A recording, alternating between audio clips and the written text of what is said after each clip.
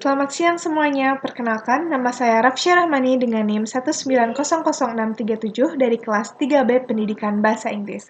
Pada kesempatan kali ini saya akan membahas materi tentang supervisi pendidikan.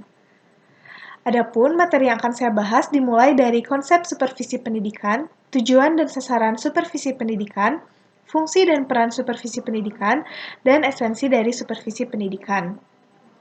Nah, sebelumnya, dalam sebuah lembaga pasti selalu dilakukan supervisi. Dalam lembaga sekolah, supervisi biasanya berisi kegiatan pemantauan, pembinaan, dan pengawasan terhadap kepala sekolah dan seluruh elemen sekolah seperti guru dan lainnya di dalam mengelola, mengadministrasikan dan melaksanakan seluruh aktivitas sekolah sehingga programnya bisa berjalan dengan efektif, efisien, dan dalam rangka mencapai tujuan sekolah dan terpenuhinya standar pendidikan nasional. Dan pastinya yang paling ditekankan dalam lembaga pendidikan dan yang menjadi perhatian utamanya yaitu masalah mutu pengajaran dan upaya-upaya perbaikannya. Nah, maka istilah yang digunakan ini disebut dengan supervisi pendidikan atau instruction supervision atau bisa juga disebut educational supervision atau supervisi pengajaran. Sekarang dimulai dari konsep supervisi pendidikan.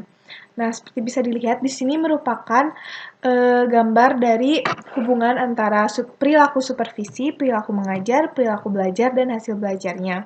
Nah, jadi supervisi pendidikan ini berkepentingan dalam meningkatkan kemampuan guru yang mana hal tersebut akan berpengaruh juga terhadap peningkatan mutu proses dan hasil pembelajaran.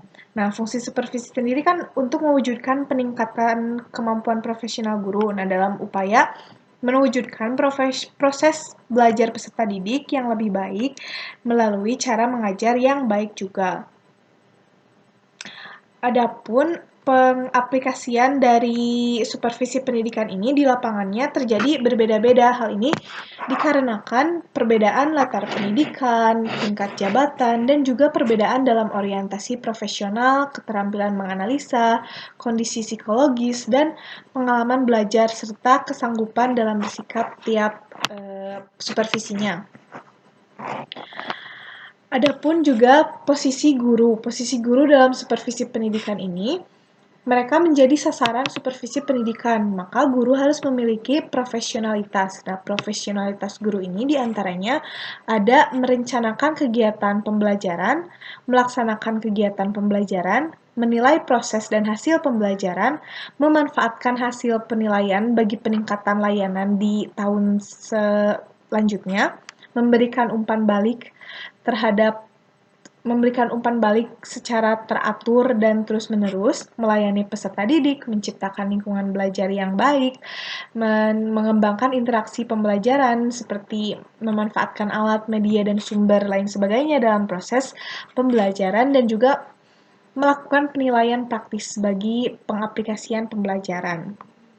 Lalu selanjutnya adalah tujuan dan sasaran supervisi pendidikan. Nah, ada 4 tujuan dari supervisi pendidikan. Yang pertama yaitu membangkitkan dan mendorong semangat guru untuk menjalankan tugasnya dengan baik.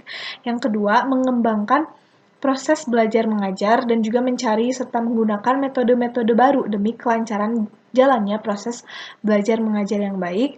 Yang kedua, melengkapi kekurangan dalam pendidikan, dalam penyelenggaraan pendidikan termasuk seperti macam-macam media instruksional yang diperlukan bagi kelancaran proses belajar mengajar, dan juga membina kerjasama guru supaya harmonis antara guru, murid, dan pegawai sekolah lainnya. Sedangkan sasaran supervisi pendidikan seperti yang tadi sudah dibicarakan, guru merupakan sasaran dari supervisi pendidikan. Nah, sasaran supervisi ini bisa menjadikan anggota-anggotanya menunjukkan kepekaan terhadap masalah-masalah yang dihadapi dan berupaya untuk bisa mengatasi masalah tersebut tanpa ada perintah dari luar. Jadi pada intinya supervisi ini sasarannya menjadikan kepala sekolah dan guru sebagai learning professionals, di mana mereka menciptakan budaya belajar dan mereka juga yang mau menyempurnakan pekerjaannya tersebut sehingga nanti alat, media, dan sumber serta narasumber juga bisa digunakan dalam proses kegiatan belajar mengajar. Lalu selanjutnya ada fungsi dan peran supervisi pendidikan. Nah, ada 4 fungsi supervisi pendidikan. Yang pertama yaitu fungsi penelitian. Sebelum kegiatan supervisi dimulai, pastinya akan diadakan penelitian terhadap situasi dan kondisi pendidikan tersebut dengan merumuskan masalah penelitian, mengumpulkan data, mengolah data, dan juga nanti akhirnya diberi kesimpulan yang akan berguna untuk perbaikan dan peningkatan tahun-tahun selanjutnya. Lalu yang kedua ada fungsi penilaian. Nah, dalam fungsi penilaian ini, hasil penelitian dari tahap pertama dinilai dan dievaluasi apakah hasilnya tuh bersifat positif atau negatif. Karena dalam etika pendidikan, penilaian harus menekankan pada aspek positif terlebih dahulu sebelum ke aspek negatif. Lalu yang ketiga yaitu fungsi perbaikan. Nah, dalam fungsi perbaikan ini, setelah penilaian dilakukan, langkah selanjutnya yaitu mengidentifikasi dan mengklasifikasikan aspek negatif tersebut yang selanjutnya melakukan perbaikan gitu menurut prioritas. Nah, lalu yang keempat yaitu fungsi peningkatan. Upaya perbaikan yang tadi sudah dilakukan sifatnya ini kontinuitas, jadi harus dilakukan secara terus-menerus agar kondisi yang sudah memuaskan juga bisa tetap dipertahankan atau mungkin juga ditingkatkan. Nah, keempat fungsi ini merupakan satu kesatuan yang secara keseluruhan tidak bisa dihilangkan salah satunya, begitu. Lalu selanjutnya ada peranan supervisi pendidikan. Nah, ada 6 peranan supervisi pendidikan. Yang pertama sebagai peneliti. Seorang supervisi pendidikan harus bisa mengenal dan memahami dan mengidentifikasi masalah-masalah yang bisa mempengaruhi proses kegiatan pengajaran. Lalu yang kedua, sebagai inspeksi, yaitu mereka mendapatkan data atau informasi mengenai pelaksanaan proses belajar mengajar yang dilaksanakan guru sehingga mereka mengetahui tindakan lanjut yang akan dilakukan ini harus sesuai dengan kebutuhan dan permasalahan guru. Lalu ada sebagai konsultan atau sebagai penasihat, yaitu ketika seorang supervisi harus membantu guru dalam mengelola pembelajaran dan mengikuti perkembangan masalah sehingga nanti akan ada tukar pikiran, saling tukar informasi untuk menimbulkan gagasan-gagasan baru dalam pengajaran. Selanjutnya yaitu sebagai motivator. Nah, seorang supervisi pendidikan atau bisa disebut supervisor ini harus bisa membangkitkan semangat kerja guru. Mereka juga mendorong guru untuk mempraktekkan gagasan-gagasan tersebut. Siapa tahu nanti akan muncul ide baru untuk dilaksanakan secara baik. Lalu selanjutnya ada sebagai pelopor. Nah, sebagai pelopor, yaitu pelopor pembaharuan, mereka harus bisa memperkasai pembaharuan di mana pekerjaan guru ini kan bersifat dinamis. Maka supervisi harus bisa membantu guru menyesuaikan dengan perkembangan yang terjadi. Diajarkan kecakapan-kecakapan baru sesuai dengan kebutuhan setempat dari sekolah tersebut. Lalu selanjutnya itu sebagai fasilitator. Nah, seorang supervisor bisa mengusahakan agar sumber-sumber alat dan media pembelajaran maupun narasumbernya bisa dijangkau oleh guru dengan mudah sehingga memudahkan mereka dalam menjalani profesionalitasnya. Lalu satu lagi yang tidak tercantum di sini yaitu sebagai koordinator. Nah, supervisor ini harus bisa memimpin sejumlah guru yang memiliki tanggung jawab sendiri-sendiri untuk memberi bantuan dan pembinaan agar setiap guru dapat menjalankan tugasnya dengan baik dan dalam situasi yang kooperatif. Adapun juga kompetensi atau keterampilan yang harus supervisor miliki yaitu mereka harus bisa memperhatikan, bisa mengerti dan memahami, bisa membantu dan membimbing, juga memupuk evaluasi diri bagi perbaikan dan pengembangan, dan juga memupuk kepercayaan diri dengan mendorong pengembangan inisiatif dan kreativitas dari guru-guru tersebut. Nah, apalagi dengan kurikulum yang dituntut sesuai dengan perubahan zaman, pengawas ini hanya bisa menyesuaikan dan memberi inisiatif gitu untuk kegiatan pembelajaran siswa selanjutnya seperti apa. Lalu selanjutnya ada esensi dari supervisi pendidikan. Nah, esensi dari supervisi pendidikan ini sebenarnya seperti peranan, tujuan, sasaran juga itu termasuk esensi, tapi di sini saya mengelompokkan ke dalam esensi diantaranya ada metode, ada model, ada pendekatan, teknik, dan prinsip dari supervisi pendidikan. Nah, sekarang dimulai dari model supervisi pendidikan. Ada banyak model supervisi pendidikan, tetapi di sini menurut Nur Aedi terdapat 8 model supervisi pendidikan. Yang pertama adalah model konvensional. Nah, model konvensional ini merupakan mencerminkan kekuasaan yang sifatnya otoriter, di mana mereka menerapkan kerja mencari dan menemukan kesalahan, bahkan kegiatan supervisi ini dilakukan seperti memata-matai. Lalu selanjutnya ada model pendekatan sains. Dalam model pendekatan sains ini, pembelajaran dipandang sebagai sebuah sains atau sebuah ilmu. Jadi, perbaikan pembelajarannya juga dilakukan dengan metode-metode ilmiah berdasarkan temuan penelitian atau teori yang telah teruji kebenarannya. Sehingga tugas guru adalah memanfaatkan hasil temuan atau penelitian tersebut. Lalu yang ketiga adalah model supervisi klinis. Nah, dalam model supervisi klinis ini, supervisor dan guru ini secara konstruktif meningkatkan pembelajaran, maka terjadi interaksi langsung antara supervisor dan guru untuk memahami aspek masalah dan praktik perbaikannya seperti apa. Lalu yang keempat yaitu model supervisi artistik. Dalam model ini, pendidikan dilihat sebagai sesuatu yang kompleks dan tidak dapat diprediksi. Jadi, pendidikan ini merupakan sebuah seni. Jadi, untuk dalam proses supervisinya, mereka ini menggunakan sensitivitas, menggunakan persepsi dan pemahaman dalam mengapresiasi sebuah proses pembelajaran. Nah, yang kelima yaitu model gabungan. Maksud model gabungan di sini yaitu model gabungan antara pendekatan sains, model sains, model klinis, dan model artistik. Jadi, saintifiknya digunakan untuk mengidentifikasi hal-hal yang harusnya terjadi berdasarkan empiris. Artistik digunakan untuk menafsirkan dan menginterpretasikan apa yang terjadi, sedangkan model klinisnya digunakan untuk memperbaiki dan menyelesaikan masalahnya. Lalu selanjutnya yang keenam yaitu model supervisi pengembangan. Nah, dalam model supervisi pengembangan ini, guru berada pada berbagai tingkat pertumbuhan dan perkembangan profesionalitas yang beragam. Maka, perkembangan manusia merupakan tujuan pendidikan, sehingga guru membutuhkan asistensi yang sesuai dengan level konseptual yang dimiliki oleh masing-masing guru.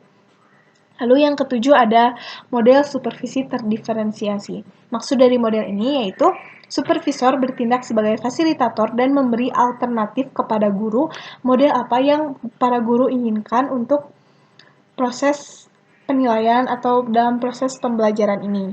Nah, yang terakhir yaitu model kolaboratif di mana orang dengan keahlian yang beragam bekerja sama dalam situasi yang sama, berkomitmen yang sama, dan mencapai tujuan yang sama juga. Jadi, dalam model ini mereka lebih menekankan pada pendekatan antar kelompok dalam kegiatan supervisi. Lalu selanjutnya ada pendekatan. Nah, pendekatan supervisi sendiri ada 3 pendekatan. Yang pertama yaitu pendekatan langsung atau disebut juga direktif. Dalam pendekatan ini, merupakan pendekatan terhadap masalah yang sifatnya langsung, di mana supervisor memberikan arahan secara langsung dan berdasarkan pendekatan ini didasarkan oleh teori behaviorisme, di mana jika seorang guru memiliki kekurangan, maka supervisor harus bisa memberi reinforcement atau hukuman atau juga penguatan. Nah, adapun perilaku yang ditonjolkannya yaitu menjelaskan, menyajikan, mengarahkan, memberi contoh, menerapkan tolak ukur, dan juga menguatkan. Lalu yang kedua yaitu pendekatan tidak langsung atau non-direktif. Pendekatan ini menunjukkan permasalahannya, tapi mendengarkan dulu apa yang dikemukakan oleh guru, sehingga pendekatan ini berdasarkan teori humanistik di mana mereka menghargai orang yang dibantu. Nah, supervisi mendengarkan dan memahami apa yang dialami para guru dan juga memberi penguatan, menjelaskan, menyajikan, meyakinkan, dan juga memecahkan masalah proses-proses pembelajaran. Yang terakhir yaitu pendekatan kolaboratif. Nah, dalam pendekatan ini merupakan memadukan kedua pendekatan tadi, yaitu pendekatan langsung dan tidak langsung. Nah, pendekatan kolaboratif ini berdasarkan teori kognitif. Jadi perilakunya diantaranya ada menyajikan, menjelaskan, mendengarkan, memecahkan masalah, negosiasi, melalui tahap percakapan awal, observasi, analisis, percakapan akhir, dan diskusi akhir. Lalu selanjutnya adalah prinsip-prinsip supervisi pendidikan. Nah, prinsip dari supervisi pendidikan ini ada 6 prinsip. Yang pertama ada prinsip ilmiah, yang artinya kegiatan ini dilaksanakan secara sistematis, secara objektif, dan juga menggunakan instrumen atau sarana yang dapat dipercaya. Yang kedua yaitu kooperatif. Nah, kegiatan supervisi ini dikembangkan atas dasar kerjasama supervisor dengan orang yang disupervisi untuk meningkatkan kualitas belajar mengajar. Lalu yang ketiga ada realistik, di mana kegiatan ini memperhitungkan dan memperhatikan segala sesuatu yang benar-benar ada di dalam situasi yang sifatnya yang kondisinya objektif. Nah, yang keempat yaitu ada konstruksi atau kreatif, di mana kegiatan ini bisa membina guru agar dapat mengambil inisiatif dalam mengembangkan situasi pembelajaran. Yang kelima ada progresif, yaitu kegiatan ini tidak terlepas dari ukuran dan perhatian. Dan yang keempat inovatif, yaitu kegiatan ini melakukan perubahan dengan menemukan penemuan-penemuan baru. Lalu selanjutnya ada prosedur kegiatan dalam supervisi pendidikan.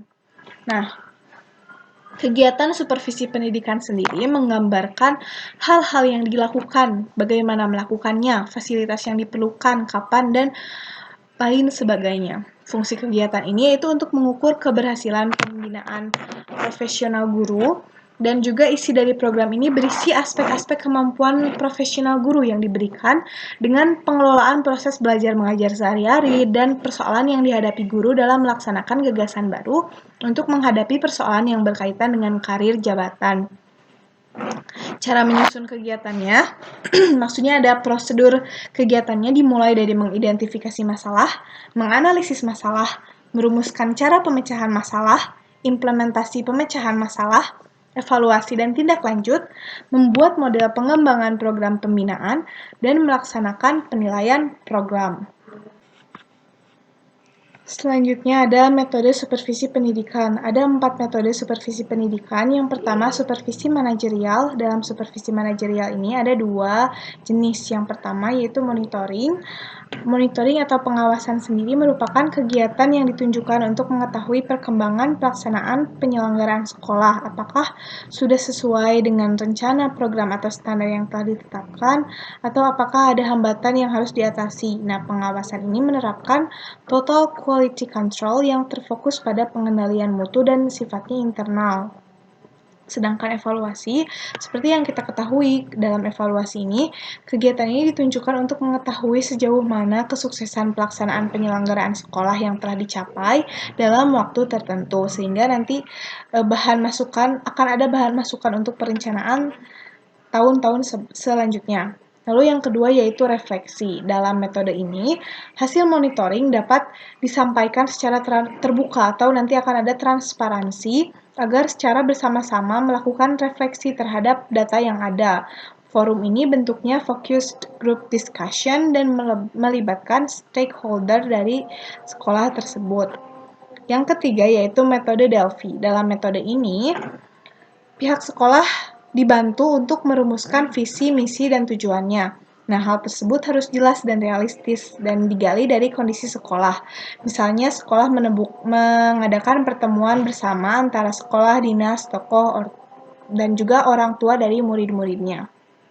Yang keempat adalah workshop. Dalam workshop ini, metodenya bersifat kelompok dan dapat melibatkan beberapa kepala sekolah. Penyelenggaraannya juga disesuaikan dengan urgensi dan tujuannya. Contohnya untuk pengembangan kurikulum, untuk sistem administrasi, peran dari masyarakat, dan juga sistem penilaian dan lain sebagainya.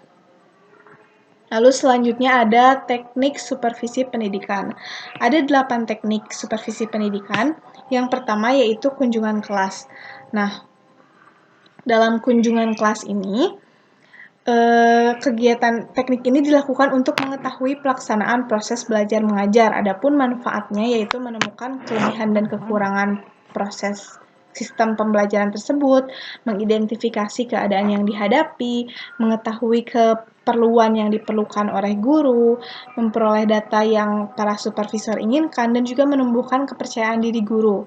Nah, prakteknya sendiri ada 3 jenis. Yang pertama, direncanakan dan diberitahu kepada guru, dan yang kedua yaitu direncanakan tapi tidak diberitahu kepada guru terlebih dahulu, dan yang ketiga yaitu direncanakan oleh guru untuk mengundang pengawas. Jadi, yang ketiga ini lebih bersifat informal karena tidak ada jadi tempatnya bisa di mana saja.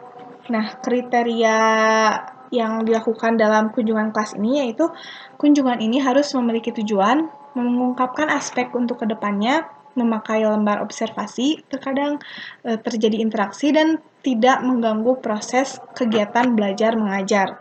Lalu yang kedua yaitu pertemuan pribadi. Nah, dalam teknik pertemuan pribadi ini, pengawas dan guru bertemu gitu untuk membahas mengenai peningkatan kemampuan, dan ini juga biasanya informal sehingga lebih terasa kekeluargaan, kebersamaan, dan keterbukaan antara keduanya. Nah, lalu selanjutnya adalah rapat guru. Dalam rapat guru ini, rapat yang dihadiri semua guru dan dengan kepala sekolahnya untuk membicarakan penyelenggaraan pendidikan dalam proses belajar mengajar. Pertemuan ini juga membahas masalah yang merupakan perhatian utama gitu bagi seluruh atau sebagian guru. Nah, rapat ini dilakukan untuk maksud mengatur seluruh anggota guru, mendorong guru untuk mengetahui tanggung jawab mereka masing-masing, menentukan cara yang dapat dilakukan, meningkatkan komunikasi, dan juga karena dalam rapat ini mengutamakan pembinaan tiap gurunya, maka setiap peserta harus aktif untuk tukar pengalaman agar belajar. Lalu yang keempat yaitu kunjungan antar kelas. Nah, dalam kunjungan antar kelas ini, guru dari kelas yang satu berkunjung ke kelas lainnya sehingga ia akan melihat pengalaman, proses, dan pengelolaan pembelajaran di kelas tersebut seperti apa. Jadi, ia nanti akan mendapat inspirasi untuk diterapkan sistemnya di kelas ia sendiri. Lalu yang kelima yaitu kunjungan sekolah. Nah, dalam kunjungan sekolah ini, ada 3 jenis. Yang pertama, kunjungan dengan pemberitahuan. Jadi, Kepsek memberitahu kepada Kepsek lainnya dengan menyampaikan waktu dan maksudnya apa. Yang kedua, kunjungan tanpa pemberitahuan, di mana jenis ini tuh mempunyai keuntungan karena dapat mengetahui keadaan sekolah yang sebenarnya dan sebagaimana adanya tanpa ada manipulasi atau hal-hal lain seperti itu. Nah, yang ketiga yaitu kunjungan atas dasar undangan guru atau kepala sekolah. Kunjungan ini dilakukan jika ada masalah yang belum dapat dipecahkan. Maka hasil dari kunjungan ini yaitu pengawas memberi umpan balik kepada sekolah tersebut tentang kesannya dan dilanjutkan dengan diskusi untuk masalah perbaikan. Lalu yang keenam adalah kunjungan antar sekolah. Nah, dalam kunjungan ini, kegiatannya itu mengunjungi sekolah lain untuk mengambil hal-hal yang baik yang dapat dijadikan contoh dan juga untuk kepentingan pembinaan sekolah. Jadi, pada intinya, dalam kunjungan antar sekolah ini jangan sampai mengganggu kegiatan sekolah dan juga nanti akan ada diskusi antara perwakilan-perwakilan dari sekolah ke sekolah lainnya. Nah, ada yang ketujuh yaitu penerbitan buletin. Dalam penerbitan buletin ini, mereka membuat selembar berkala mengenai topik-topik tertentu yang berkaitan dengan usaha peningkatan proses pembelajaran. Pembahasannya juga ditulis oleh guru atau oleh pengawas. Nah, dan yang terakhir yaitu penataran. Dalam penataran ini disebut juga sebagai teknik pembinaan, yaitu minat dan kegairahan yang merupakan hal yang paling dibutuhkan untuk meningkatkan rasa ingin tahu dan kreativitas dari guru-gurunya. Nah, penataran ini dapat efektif jika keaktifan petatar lebih jauh besar gitu daripada penatar. Nah, penatar ini hanya sebagai fasilitator. Kegiatannya juga lebih banyak dilakukan oleh petatar. Jadi mereka mengikuti prinsip dan mengikuti tutorialnya. Nah, kegiatannya juga menggunakan berbagai kombinasi dari kegiatan-kegiatan lain. Nah, jadi pada intinya, supervisi pendidikan ini merupakan Kegiatan yang dilakukan untuk meningkatkan kemampuan profesionalitas guru dalam upaya mewujudkan proses belajar peserta didik yang lebih baik dengan melalui cara mengajar yang lebih baik juga. Nah, kualitas pembinaan ini harus diperhatikan tergantung pada pemahaman para pengawasnya juga mengenai tujuan pembinaan profesional, maka dibutuhkanlah supervisi pendidikan. Sekian saja materi yang dapat saya sampaikan pada kesempatan kali ini. Mohon maaf bila ada kata-kata yang tidak pas dengan materi ini. Terima kasih.